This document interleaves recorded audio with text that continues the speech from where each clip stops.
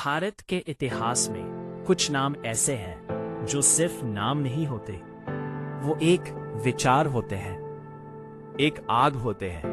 और ऐसा ही एक नाम है शहीद भगत सिंह। भगत सिंह का जन्म 28 सितंबर 1907 को पंजाब के लायलपुर जिले के बंगा गांव में हुआ।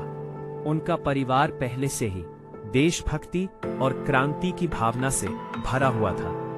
उनके पिता किशन सिंह और चाचा अजीत सिंह दोनों ही स्वतंत्रता आंदोलन से जुड़े थे, इसलिए देशभक्ति भगत सिंह को विरासत में मिली थी। जब भगत सिंह सिर्फ 12 साल के थे, तभी 1919 का जलियांवाला बाग हत्याकांड हुआ। इस घटना ने भगत सिंह के मासूम मन को झकझोर दिया। कहा जाता है वो जलियांवाला बाग की मिट्टी अपने साथ घर ले आए थे और कसम खाई थी, मैं इस मिट्टी का कर्ज जरूर चुकाऊंगा।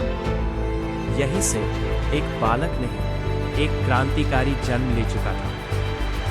भगत सिंह पढ़ाई में बहुत तेज थे।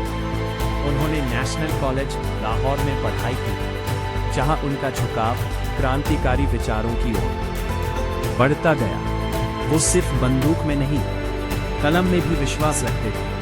कार्ल मार्क्स, लेनिन और समाजवाद उनकी सोच का हिस्सा बन चुके थे। भगत सिंह मानते थे कि सिर्फ सत्ता बदलने से आजादी नहीं आती, जब तक समाज की सोच न बदले। 1928 में एक ऐसा मोड़ आया जिसने इतिहास बदल दिया। ब्रिटिश सरकार ने साइमन कमीशन भारत भेजा। पूरे देश में इसका विरोध हुआ। लाला लाजपत राय ने लाहौर में इसका नेतृत्व किया, लेकिन अंग्रेजी पुलिस की लाठीचार्ज से लाला लाजपत राय गंभीर रूप से घायल हो गए और कुछ ही दिनों में उनकी मृत्यु हो गई। ये घटना भगत सिंह के लिए एक व्यक्तिगत आघात बन गई। भगत सिंह ने कसम खाई, लाला जी की मौत का बदला लिया जाएगा। 1928 में भगत सिंह और उनके साथियों राजगुरु और सुखदेव ने ब्रिटिश अधिकारी जेम्स सैंडर्स को मार डाला। यह कोई व्यक्तिगत हत्या नहीं थी, ये अंग्रेजी शासन के खिलाफ एक क्रांतिकारी संदेश था। बाद भगत सिंह चाहते थे कि उनकी आवाज पूरे देश तक पहुंचे। 8 अप्रैल 1929 को भगत सिंह और बटुकेश्वर दत्त ने केंद्रीय विधानसभा में बम फेंका, लेकिन यह बम किसी को मारने के लिए नहीं था। जैसा भगत सिंह ने कहा, पैरों को सुनाने के लिए धमाका जरूरी होता है।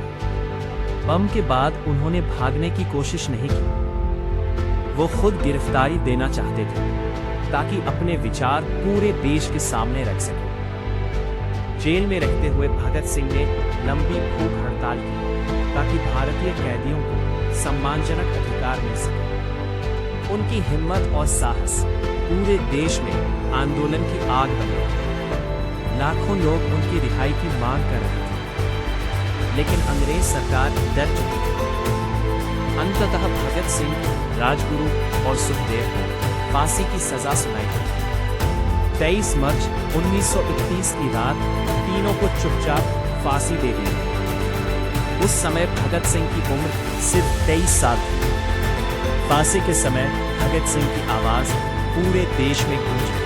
सिंह के चेहरे पर डर नहीं था, बल्कि मुस्कान थी। कहा जाता